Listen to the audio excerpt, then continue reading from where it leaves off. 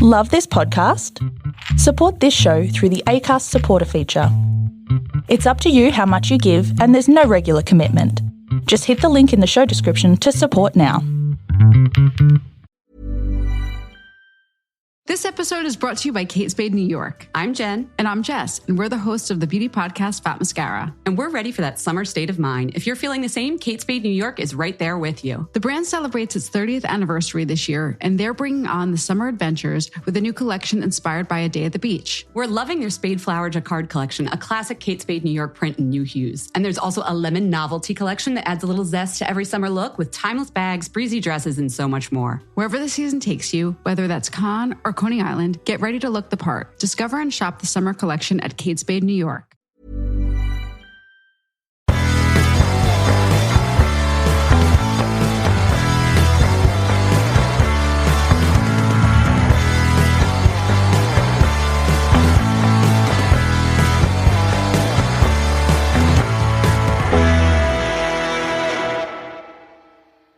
Hi everyone, and welcome back to the Cognitive Recalibration Podcast. As always, I'm your host Shravan. We've got Taryn here with us, who's back in Melbourne for good. Back in Melbourne, yeah. As usual, I'm here with my pants off. Isn't this a thing we do? Oh no. Anyway, we've started. It's too late now. It's too late. I'm not putting them back on. Welcome back to returning listeners. So we've had a bit I thought you were going to say welcome back to me. No, you don't matter.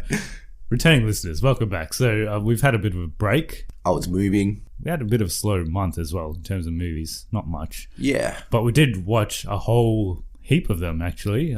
We did a bit of a movie marathon a couple of weeks ago, and then I watched a couple of movies last week. So we're going to talk about all of those. Kind of going to have a movie review marathon in this episode. So it's going to be I think we've got 5 reviews that we're doing. So yeah. It would have been 6, but you were meant to watch a movie which you didn't watch. Yeah. And you're probably not ever going to watch it. Never going to watch it. Which was Rambo Last Blood. I had many opportunities, but just didn't want to. Yeah. I did watch Ad Astra. So our plan was that you watch... Ad Astra. You could start... not yet, but I've got some of them too. You were meant to watch Rambo Last Blood, and I was meant to watch... That was the plan, yes. Ad Astra. I did follow through with the plan, but you didn't. I've read a plot synopsis for Rambo Last Blood. Do you want me to go through that? Well, I don't know if that suffices. That will suffice. You've got you need to know if the movie's good or not. It's all right. I saw something on Netflix that we'll talk about later. Yes, yeah, we'll get to that later. But we'll start with Ad Astra. So, do you think it was good Astra, bad Astra, or Disastra? I think it was Sad Astra. It was a bit of... There would have definitely Brad Astra though. Yes. Yeah. Yeah, it wasn't really Rad Astra. No, I don't think so. Yeah. Have we exhausted all of them? We'll see what happens. But anyway, before we get to Ad Astra, I had a Who Am I sort of related to Ad Astra. It's probably not. Yeah. But here we go. I'm a member of the Olympians, a group of humanoid beings that hail from the pocket dimension Olympus. I was worshipped by the humans of ancient Greece and the Roman Empire. I'm the god of horses and the sea, storm and earthquakes.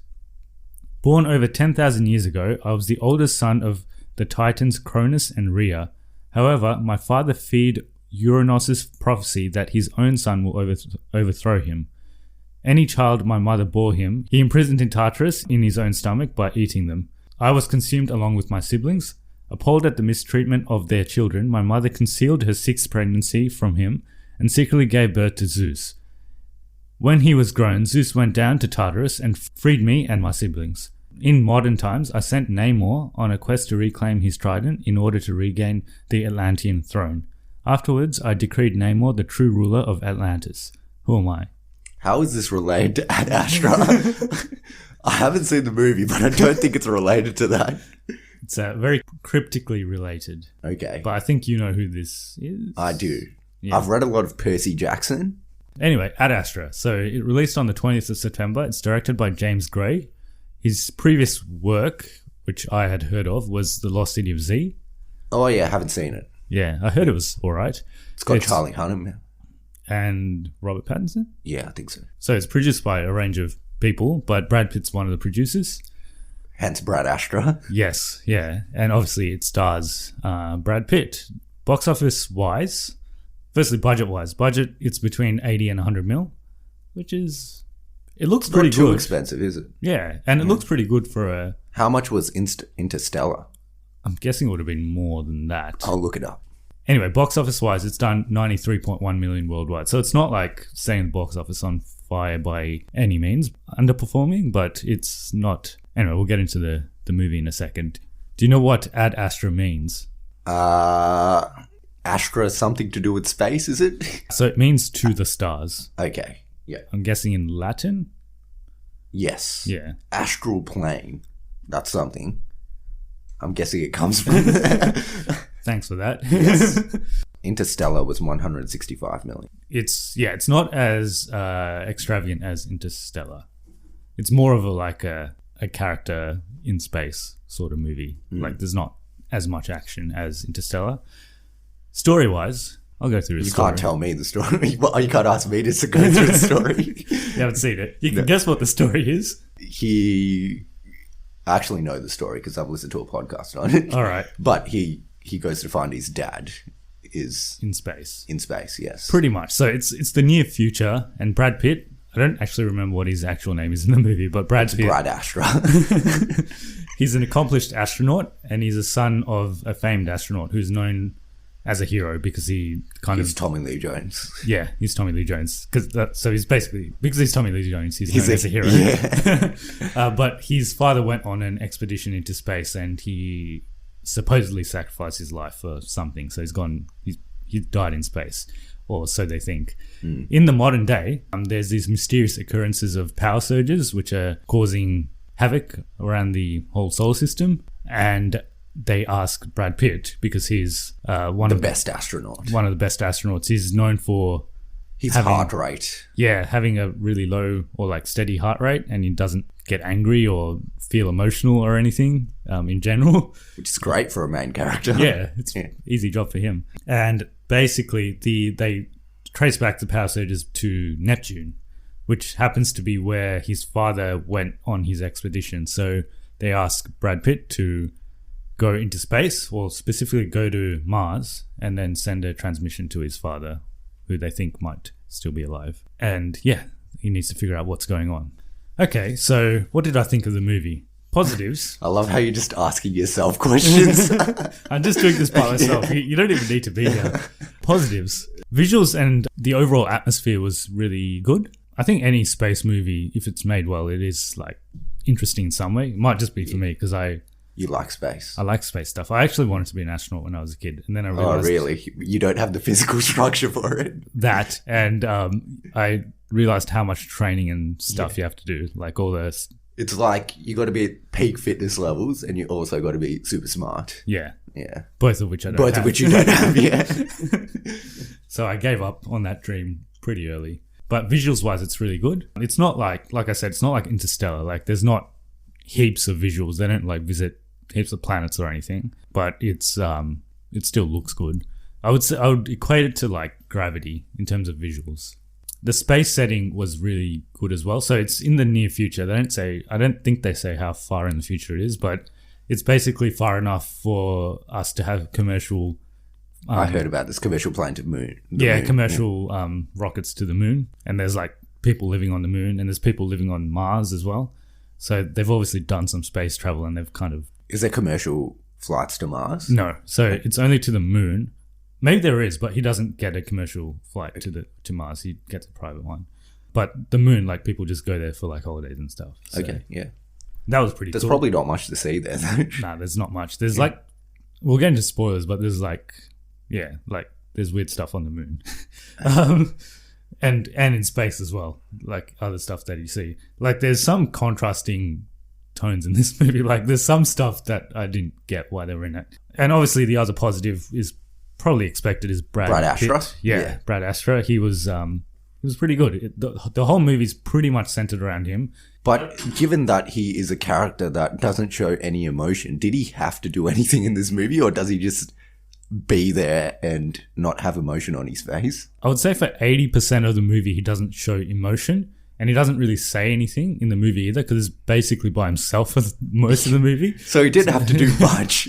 But there's like a narration that he does throughout the movie. So there's a lot of that. And I mean, there's a bit of a character arc where he ends up showing some emotion. Obviously, like they wouldn't keep him like that for the whole movie. So he did pretty well. And he had to pretty much carry the movie. So because he's the only person in it. So he did a good job. Negatives, I thought it was very boring. I wouldn't say very boring. I was sort of interested in it because of the space stuff, but it was slow. It was definitely slow. And there was like... Given that it's just him going through space, do you think they could have done with having more stuff happen? Or would that have ruined the movie? They could have gone two ways. So they could have either had the same length, but just had a bit more happening. Yep. Or shorten it. So I think they should have shortened it. Like for the kind of movie they're going for, which is more of like a... It wasn't meant to be an action movie. No, it was not. It was more of like a character study sort of in it's space. A film. And it's a film, not a movie. His exploration about his relationship with his father, and that like Ad while Astra. he's exploring space, that it was kind of that. Yes. So they didn't need it to be as long as it was. I think it was over 2 hours long. And the other characters in the movie don't really matter. Because they're not in it. They're like very briefly in it. So his wife's Liv Tyler. She's hardly in it. Like maybe 3 scenes. Yep. 1 dialogue, I think. What about Big Boy Two-Face? So he's not really in it either. Yep. You see him in like video clips, like Brad Pitt watches like video clips on his tablet. That's where you see him the most, and then that's it. So he's not. I guess he's in it the second most out of everyone. Okay. Like the rest of the characters don't really make any sort of impact at all. I think that's all I had in terms of non-spoilers. So I can give you my ratings. Infinity Stone rating. So Soul. To be honest, I didn't really connect with it. I know some people really connected with it, but I didn't get that much of a connection with the character as much. So I probably wouldn't give the Soul. The time, like I said, it feels a bit too long, so I probably wouldn't give it the time either. The Power, there is some action, but it's not an action movie. But there is more action than they probably needed to be in a movie like this. So I'll probably give it half a Power. Mind does get you thinking. There's probably a deeper meaning to the movie as well, which I haven't really thought about. So I guess it gets the mind, so it gets 1 there. Reality does look pretty realistic, and it could potentially be the future, like us flying to the moon and stuff. So I'd probably give it the reality. And space. If any movie's going to get it, it's this one. So it gets the space. So that is 1, 2, 3.5. 3.5 out of 6, which is pretty good. Yeah. And I'd probably give it a cognitive recalibration, but you wouldn't have to go out of your way to watch it, like in the cinema. I think watch it on streaming. I wouldn't say I had a great time with it, but I didn't hate it at the same time. It was okay. So that's Ad Astra. Spoilers. I just want to talk 1 spoiler. The 2 spoilers. Scene. Huh? The baboon scene. Yeah, so... Is that the one you want to talk about? Well, there's 2. So on the moon, there's pirates. Okay. So I don't know what they're Johnny doing. Depp. Yeah, like Pirates of the Moon. Because there's a part where they're like transported between the commercial airport or like space center to like a private one. Yep. And then they're like attacked by pirates. I don't know why. I don't know what they wanted. What to steal stuff on his ship. They didn't really have anything. It was just like this little buggy, and they were just driving between, like, and there was nothing. It was just like the moon. It was just craters. There's nothing there. So I don't know what they wanted, but they started shooting at them, and there was So that happens, and then so what happens is he goes from Earth to the moon on a commercial flight, and then he goes from the moon to Mars, where he's meant to send a signal. On the way to Mars, so he gets on the ship with like 4 other people. And they get a distress signal from another ship on the way, and they stop to help. And it ends up being like these monkeys. The monkeys sent the distress signal? I don't know who sent it. I think there were people on the spaceship that they went onto, but they got attacked by monkeys. Okay. And so Brad Pitt and the captain of the ship that he was on to Mars get into this spaceship to like see what's going on. They need help. And the captain of the ship gets eaten by a monkey. Okay. Why were there monkeys on the ship? They never explained it. And I don't know why. Does Brad Astra get away? He gets away. Does he kill the monkeys, or are the monkeys still on the ship? I think he kills them because he does something. He closes them in like a vessel, and then they just like, I think they just burst or something. They just go splat. There was only one monkey. There was only one monkey. I think there was only one. You only see one. So one monkey killed everyone on the ship. Yeah, he was a pretty violent monkey though. Okay. What were they doing to this monkey? I don't know how he got there either. See, this is the story they should have really focused on. Why was this monkey being transported? And what caused the monkey to kill everyone? I don't know. Maybe he was just hungry. They should have a sequel. Yeah.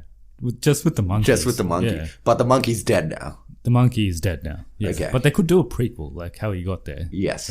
Yeah. How many people were on the ship before? I think there were like 10 or 15 or something. And he killed all of them? I think so, Was he on roids?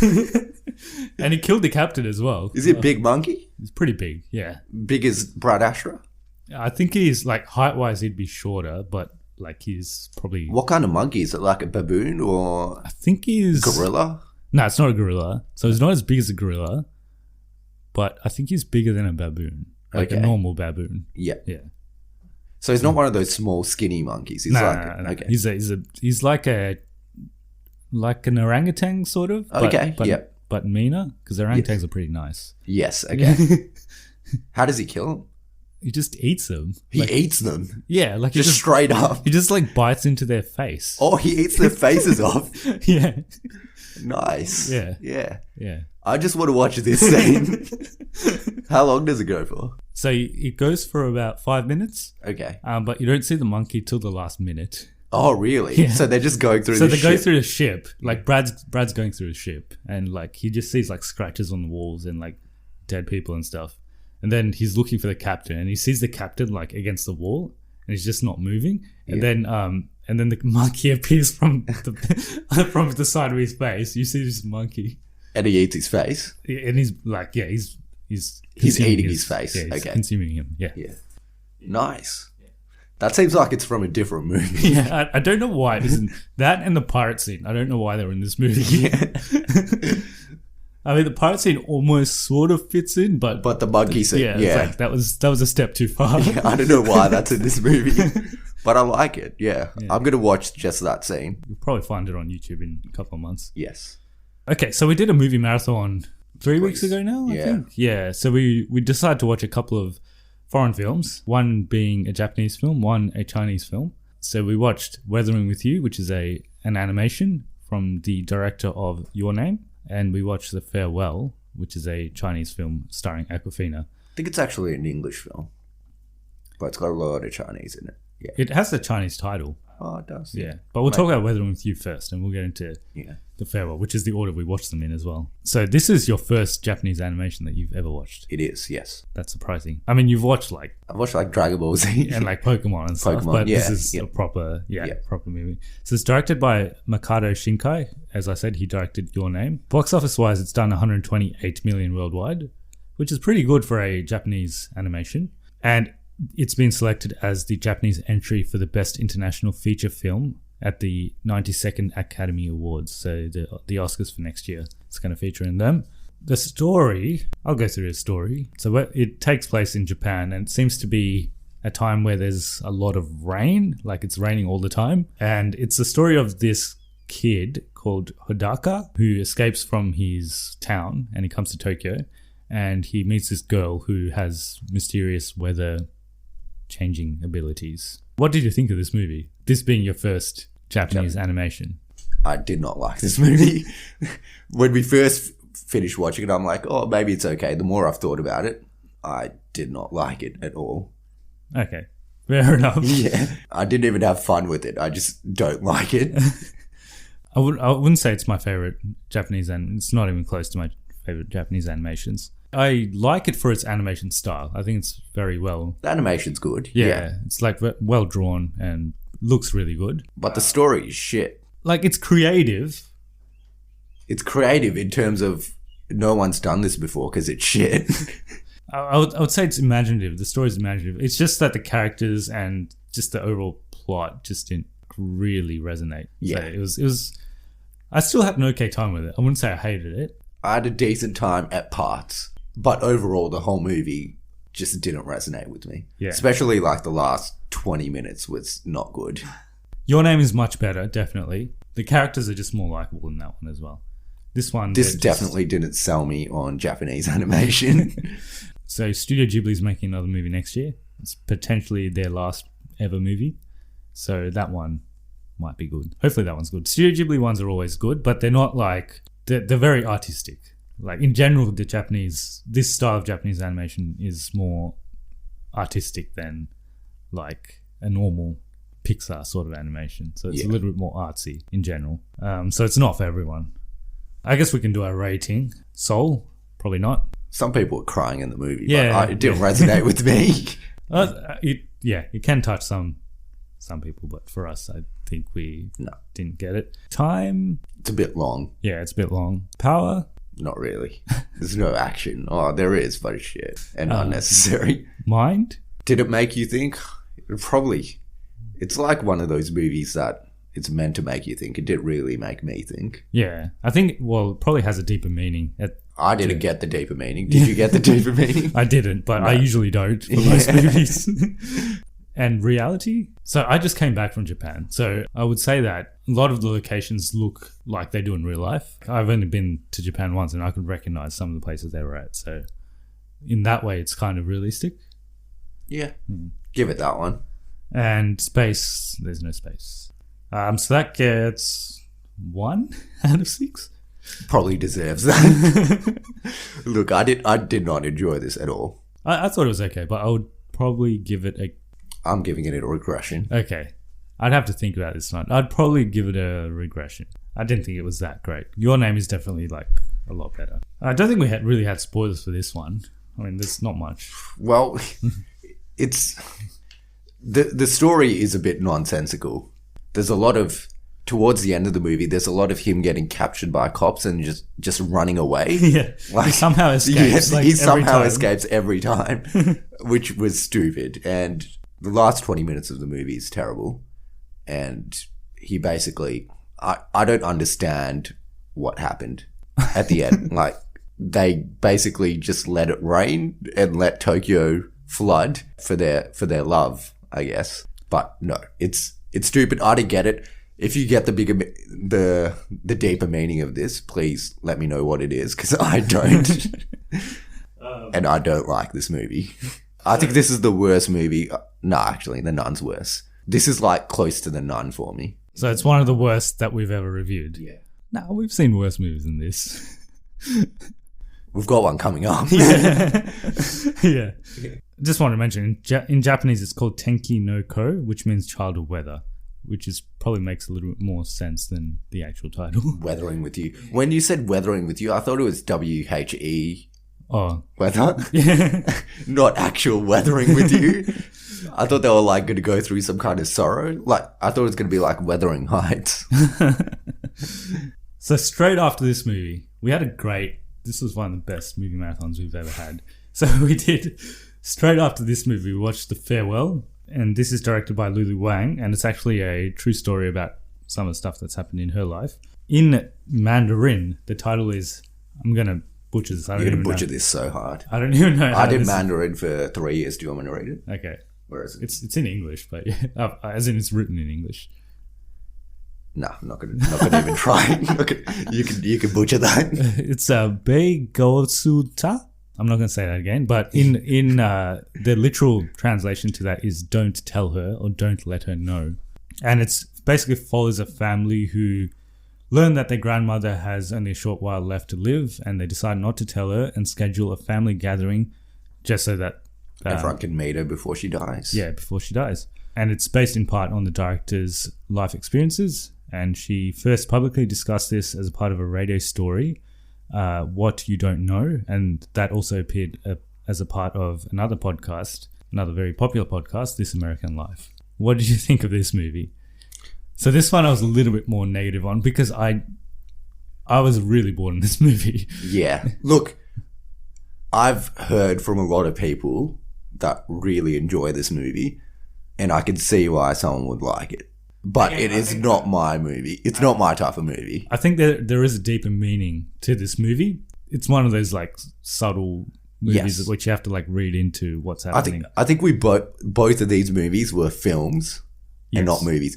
We prefer watching movies. Yes. Well, I like some films, but some of them, like this one. Yeah. Yeah. Well, the problem with this was we were waiting for something to happen. And look, nothing really happens. It's just kind of small conversations and camera shots and Yeah. things like that. I think it's also because we watched this in the cinema. I feel like this is not a movie that you watch in the cinema.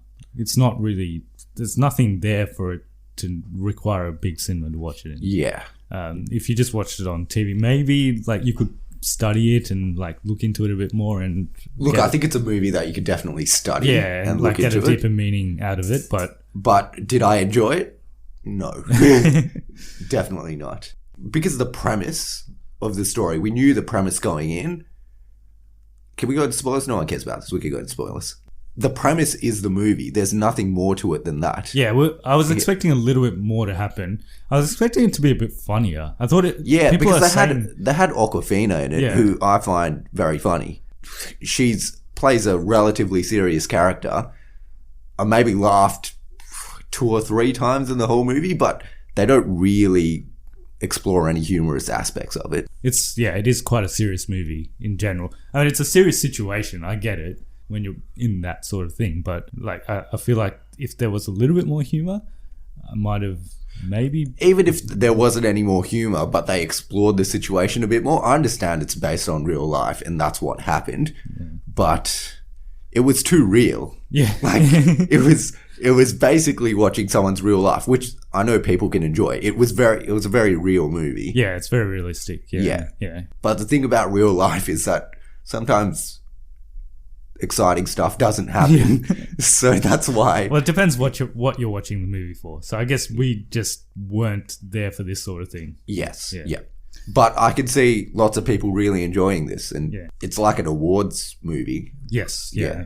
Which we don't really talk about on this podcast. So Look, I wouldn't be surprised if this wins like an Oscar for Best Foreign Film or something like that. yeah. I would never watch it again, though. Like 100% never watching it again. I had a couple of positives. So I thought the performances, like you said, were very realistic. So they were good. There were like nothing to fault on that aspect. And some of the conversations, which you also mentioned, were interesting. Like they talk about like, why would you move overseas when you can stay Yeah. in China? And Look, some of it's some of this should have been really relatable to us. yeah. But it wasn't. Yeah. Some of it is like relevant social commentary, especially for immigrants into the Western world. So coming from the East to the West. So that was interesting in some parts. But yeah, overall, I just found it a bit of a drag. Because I think we were waiting for a point where someone tells her that she's going to die, but it never happens. It never happens. Yeah. And yeah, it just gets to a point where you're like, is something going to happen in this movie, or are they just going to keep dilly-dallying? And And I get they followed what happened in real life, but I thought it would be more like they would try to make her happier, but they don't really do anything. No. Like they're just depressed and they don't do anything. yes. And she's the one that's like so they organize this wedding, and she's doing the grandma who's gonna die is doing all the organization for it. Yeah, It's just but yeah, if that's it's what happened, it's a very realistic movie though, Yeah. because that's probably what happened. yeah, if that's what And- happened, that's yeah. what happened. So And I think the directors followed life to the T. But the thing is, sometimes it's more interesting to go off life. But I understand. People would love it. People would love it. Yeah. If you love this movie, I totally understand it. But us two would not enjoy this. I don't think we're not mature enough to enjoy films yet. we probably never will. Yeah. Because we talk about superheroes bashing up villains, and I think that's what we do here. Both of us are more. We go to the cinema to be entertained rather than to have. Like, I don't mind having a thought-provoking. deeper story as long as it's also entertaining. Yeah. Like I kind of want both. I think you like films better than I would. Yeah. But I really prefer. I would rather watch a Michael Bay movie than watch this. Oh, that's tough. I would rather Yeah. go the complete other direction where I just switch off my brain and watch something shit Yeah. than watch something like this. No, I'm probably more towards the film side because I do like movies that make you think a bit. But this was a little bit too far for me. Like this Yeah. was a little bit too much of an artsy film, even for me. All that being said, I probably, from my perspective, if you listen to this podcast because you like superhero movies and action movies, you'd probably get a cognitive regression for this one. Yeah, agreed. Yeah. But if you like artsy films and award films, then this is your right up your alley. Right up, yeah. Yeah. It's not. This wasn't directed at us. We're not the target audience, so understandably, we didn't like it. For the right target audience, this would be perfect. Okay, so what a movie marathon that we had that day. I was very bored that day. The next movie I wanted to talk about was a movie that we were potentially going to watch. Instead of one of these. I think instead of The Farewell, we were going to watch this movie, but we didn't watch it.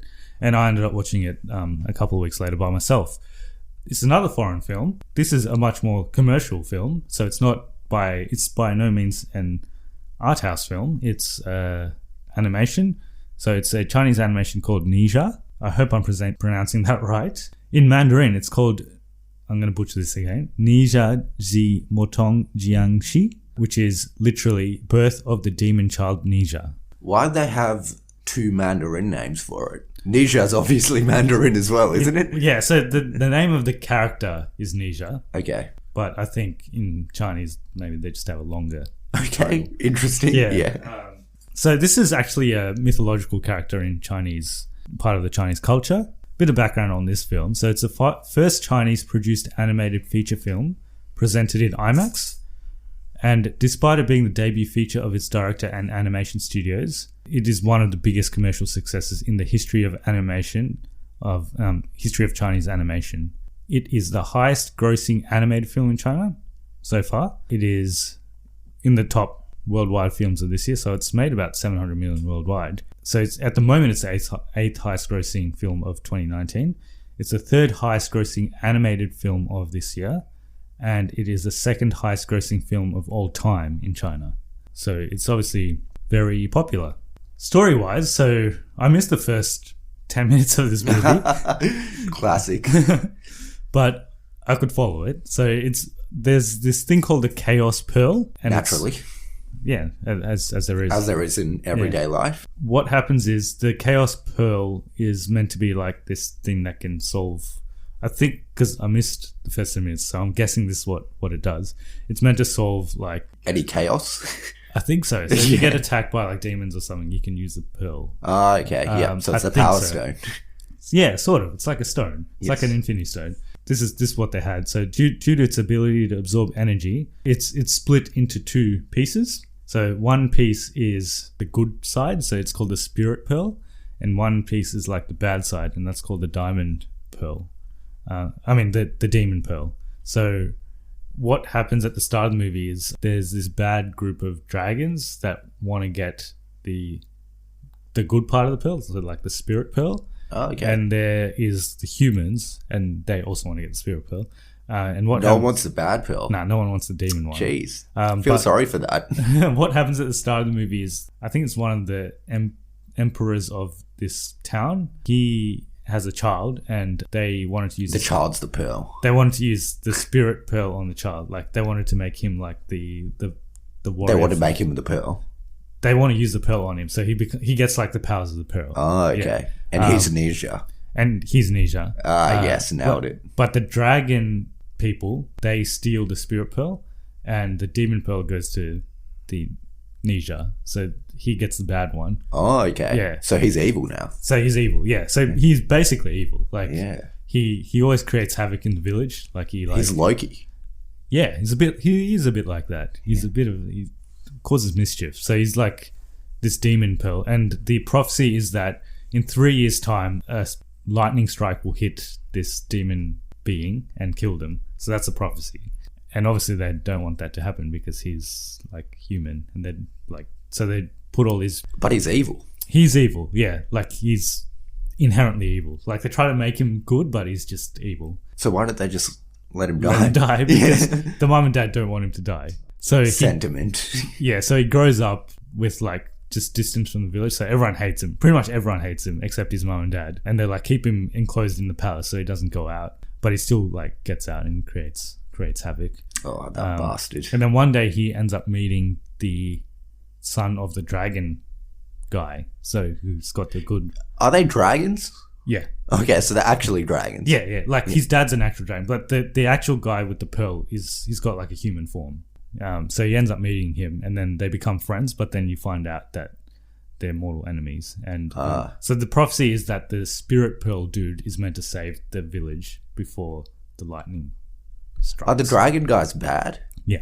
Okay, but he's got the good pearl, so he's good. Yeah, so they wanted the good one for the dragons because everyone doesn't like him. Why the fuck did they want the good one? They're bad. Get the bad one. It works better. You're bad, you get the bad one. Yeah, they wanted the good one, so they got the good one. Okay, yeah. Yeah. So he's good now.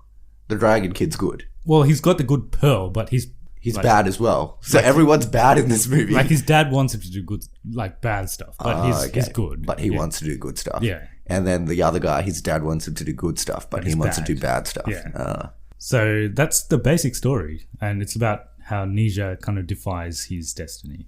So and he becomes good. He eventually becomes good. Oh, okay. And the other guy becomes bad? He does, but then he becomes good as well. Oh, okay. So everyone's good in the end.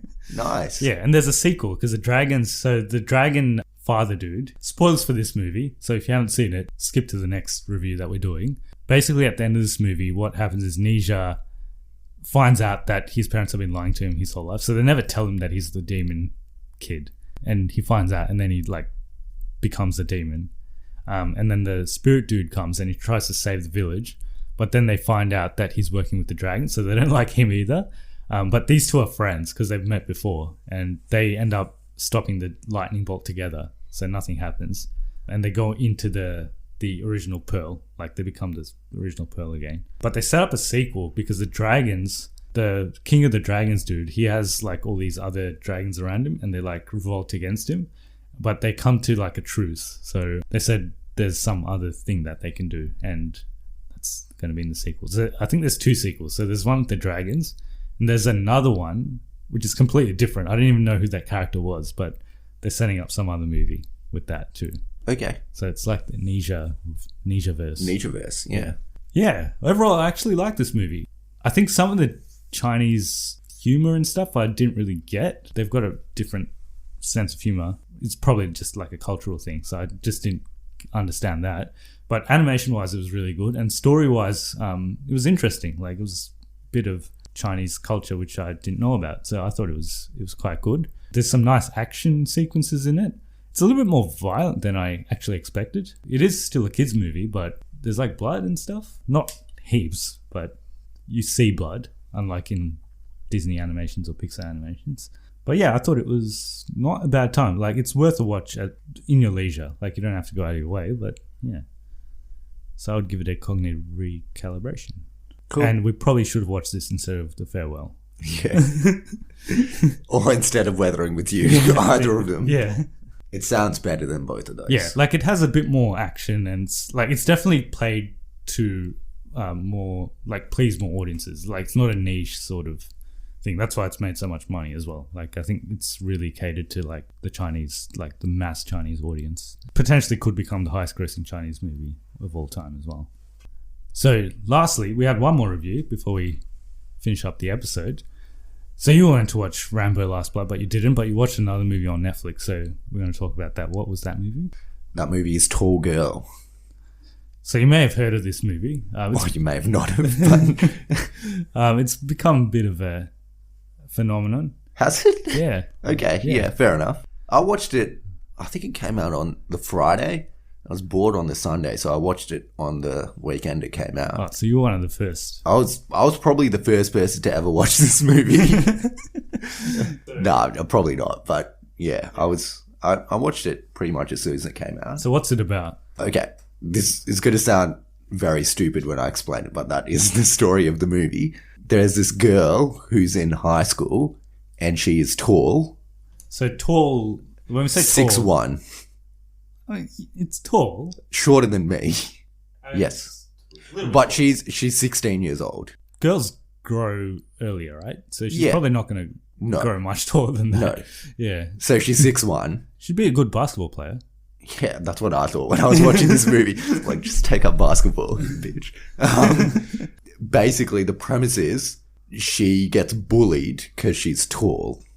She has to overcome that. There's this line in this movie.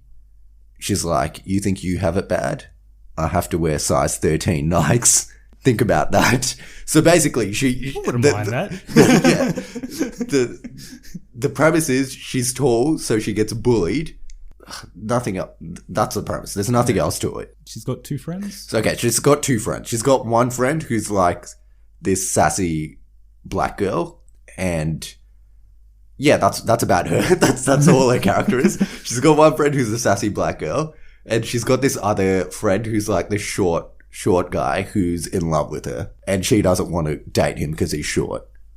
Is that why, or she just never saw him as like... Oh, it's a bit of that, but also because he's short. She wants to date someone tall, but there's no one tall in the school.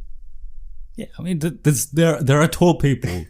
You can find someone tall. I'm sure you can. 6'1" is not that tall.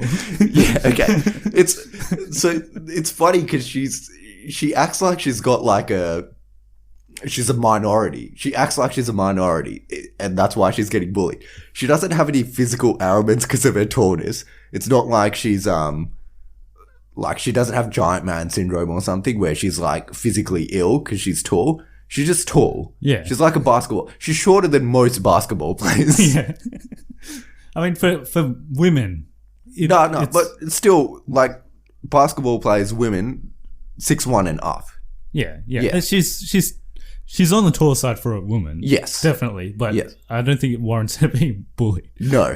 There's this hilarious line. She's in, like, she gets bullied by this girl who's, like, the popular girl in school. And at one point, that girl wears a shirt with sassy on it.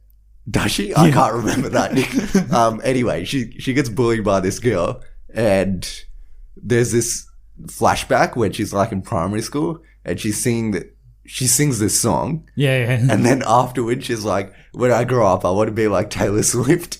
And then the girl who's bullying her, she's like, more like Taller Swift. And everyone laughs, and she's sad. I'm like, is that even a bad thing? She still thinks she's going to be Taylor Swift. Yeah. Taylor Swift is actually pretty tall. Yeah. When you think about this, most supermodels and like people that go into modeling, they're like 6'1" and up. I'm pretty sure Taylor Swift is like, she's my height. I'm pretty sure. She's tall. Yeah.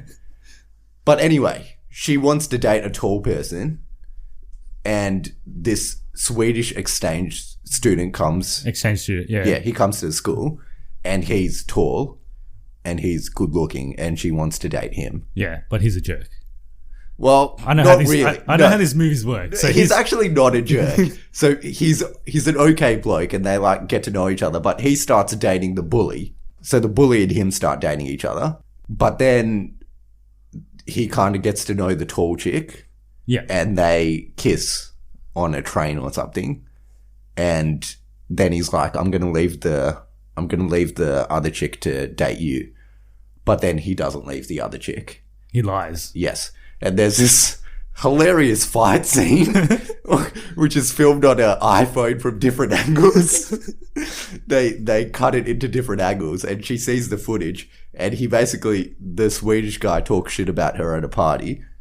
And for some reason, this guy, the short guy, is... So the Swedish exchange student lives with the short guy. That's right, yeah. Yes. And she never knows that. She never knows about it. They never discuss it, but I think she knows it. Oh, okay. Yeah. It's just common knowledge, okay. Yeah, it's never discussed. And they have the short guy's having a party at his house, and the Swedish exchange student says he was messing with the tall girl, and the short guy gets pissed off, and he runs, for some reason, he always has a box with him. He's got like a big box. A crate. He's got a crate, which he carries his books in. Stupidest thing ever. And he tries to hit the dude with his box, and he like runs in slow motion and tries to hit him with his box, and he comically misses by like 10 meters. It's the worst fight scene ever. And then he gets bashed up. Well, he punches some bloke, and then the other bloke punches him.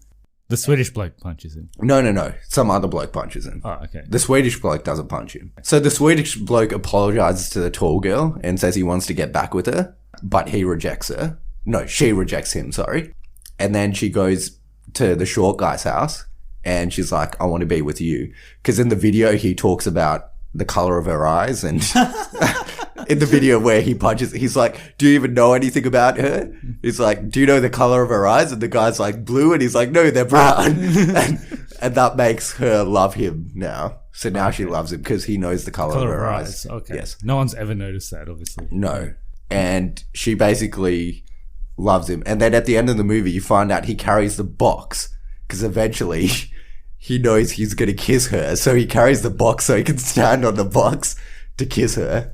Wow. Which is so beautiful. How poetic. How poetic. How amazing is that? Okay. This sounds amazing. It's probably the best movie I've ever And seen. we haven't even talked about her sister. She's got a sister who does pageants in the movies. And she's in the movie, yeah. She does pageants. At one point, she gives her a makeover. That's why she's in the movie. Yeah, kind of. Yeah. Okay. There's this part when they go to an escape room and they get through some of the rooms in the escape room, and then there's like 3 couples. So the Swedish guy goes out with the bully chick. The bully chick's friend goes out with the short bloke. And there's this random guy who's also friends with them who goes out with the tall girl. All go to this escape room. And then they're like, oh, let's just relax in this room for a while.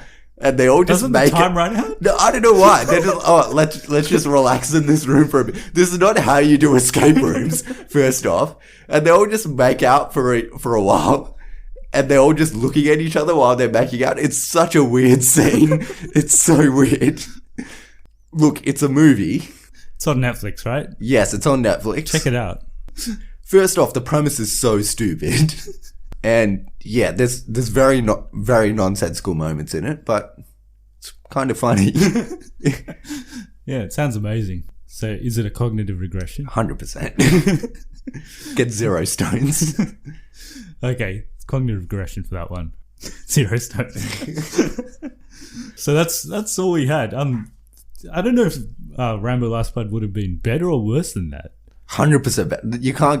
You can't get worse than this. Saying that though, I had a friend that watched it and she liked it. So maybe you'll like it. I won't like it. No. Just based on that, I don't think I'll like it. Okay, we'll go back to Who Am I and then we'll wrap it all up. I'm a member of the Olympians, a group of humanoid beings that hail from the pocket dimension Olympus. I was worshipped by the humans of ancient Greece and the Roman Empire. I am the god of horses and the sea, storm and earthquakes. Born over 10,000 years ago, I was the oldest son of the Titans Cronus and Rhea. However, my father feared Uranus' prophecy that his own son will overthrow him. Any child my mother bore him, he either imprisoned in Tartarus in his own stomach by eating them. He consumed me along with my siblings. Appalled at the mistreatment of their children, my mother concealed her 6th pregnancy from him and secretly gave birth to Zeus. When he was grown, Zeus went down to Tartarus to free me and my siblings. In modern times, I sent Namor on a quest to reclaim his trident in order to regain the Atlantean throne. Afterwards, I decreed Namor the true ruler of Atlantis. Who am I? So you said Zeus, so technically you probably mean Poseidon, but also Neptune. Yes. They're both the same person. Yes. Neptune's Roman, yes. Poseidon's Greek. Yeah. Zeus is, what's his name in Roman? It is Mercury. No, it's not. It's Jupiter. He's Jupiter in Roman mythology. That's good to know. But in I think in the comics he's actually known as Poseidon. It's Poseidon in the comics, yes. Yeah. It's kind of more exciting in Greek mythology than Roman. In Roman they're all like strict and follow the rules. In Greek mythology they just do whatever the fuck they want. Okay. That brings us to the end of the episode. If you didn't understand why I did that, obviously Neptune and Ad Astra and that connection. Ad Astra. Yeah. Yes. Yeah. Sad Astra. Yeah, it's a bit sad. He gets his a bit sad. His dad dies in the end. We didn't even talk about that. His dad dies, doesn't he? Yeah, so what happens at the end is... Okay, spoilers for Ad Astra. Spoiler alert again. So what happens at the end is he ends up going to Neptune eventually. And his dad doesn't want him there. No. And the other thing is, so in this movie, they like before they go to a certain planet, they tell you like the time, like estimated time to arrival. And I think from Mars to Neptune, it was like 91 days or something like that. It's a long time. And from the moon to Mars, it was like 19 days. Okay, yeah. That's scientifically accurate, I think. Yeah. So that was pretty interesting. But yeah, he finds his dad in Neptune And his dad, you find out that his dad killed like all the people on the expedition because they wanted to go back home, and he didn't want them to go back home. So he ends up killing like everyone on the spaceship, and he's the only one left. And Bad Astra. yeah, he's bad dad. Yeah. Right. So Brad Pitt finds him, and he's like, he's kind of like delusional. Like he's basically spent his whole life trying to find if there's life outside of Earth. Like he's explored the solar system, and he hasn't found anything. And then there's this part where like Brad Pitt's looking at like all these photos that he's taken of the solar system and like how beautiful it is and stuff. But all his dad cared about was like finding life. So he didn't care about anything else. So he did collect all his data, but his dad basically thought it was useless data. So Brad Pitt collects all the data anyway. Like he takes it and he's like, Dad, we're going home. And they're like leaving. And then Tommy Lee Jones is just like, I'm going. And he just like lets go of his harness and he just floats into space. Okay. Yeah. And he dies. And he dies. Yes. Yeah. Well, yeah. He dies. Yeah. Not straight away, but he will. He will die. Yes. Yeah. And then Brad Pitt somehow finds a way. Then Brad Pitt's Sad Astra. Doesn't he?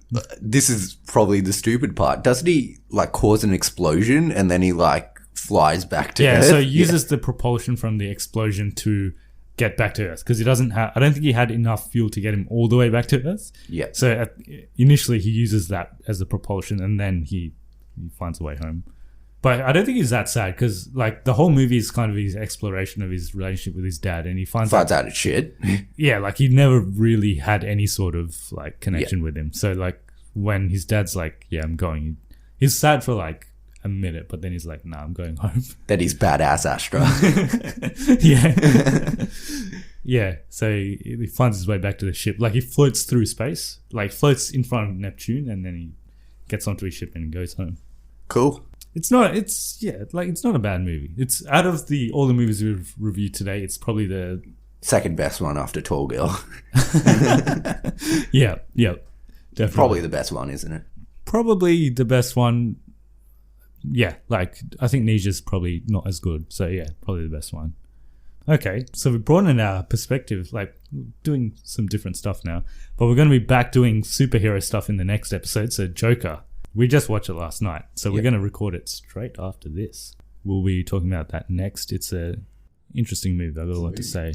So if people want to get in touch with us, how do they go about it? So we've got Instagram and Facebook, which we put a story up of watching Joker yesterday. Yeah. Should have a look at it. That's at Cognitive Recalibration. There's not much to see. It's just me. Yeah, but it's a boomerang. Yeah. That's at Cognitive Recalibration. And then we've got our Twitter at C-Recalibration, and you can always send us an email at cognitiverecalibration@gmail.com. We're on all podcasting platforms now, so whatever your favorite podcasting service is, we'll be on there. Make sure you tell your friends about this podcast if they're into this sort of stuff. If you do have time, give us a review on iTunes, because that's how people can find us. So if people search an episode, we're more likely to come up if we have a good positive review for our podcast. So if you do have time, do give us a review. And also follow me on my personal Instagram if you want. Okay. I'm at Tarun Raj. No, _Tarun Raj 94, I think. Okay. You're not very sure about that. Yeah, I'll be sure next time. Yeah, I post some stuff on there sometimes. Okay. Yeah. I don't have a personal Instagram. So my Instagram is the Cognitive Recalibration Instagram. So check that out. Yeah, I do post stuff on Twitter though, on our Cognitive Recalibration Twitter. So check that out. Thanks for listening to this episode. Our jumble of reviews. Jumble of random movies. Yeah. But back to the main event next week. Yes. Yeah, we're back to our normal style of episodes in the next week, so we'll see you then. Thanks for listening, and see you later. Hello, it's Brooke Devard, host of Naked Beauty, and I could not be more excited about Kate Spade New York's summer collection. They are celebrating 30 years of the brand, and the Kate Spade New York design team really outdid themselves with this summer collection. There's a gorgeous lemon-inspired raffia bag that I love, and the Bahamas sandals. It's a low heel with a feather detail at the toe. Take me on vacation immediately so I have an opportunity to wear these. Go to katespade.com to shop the Kate Spade New York summer collection now. I promise you're going to find something incredible for your summer outfits.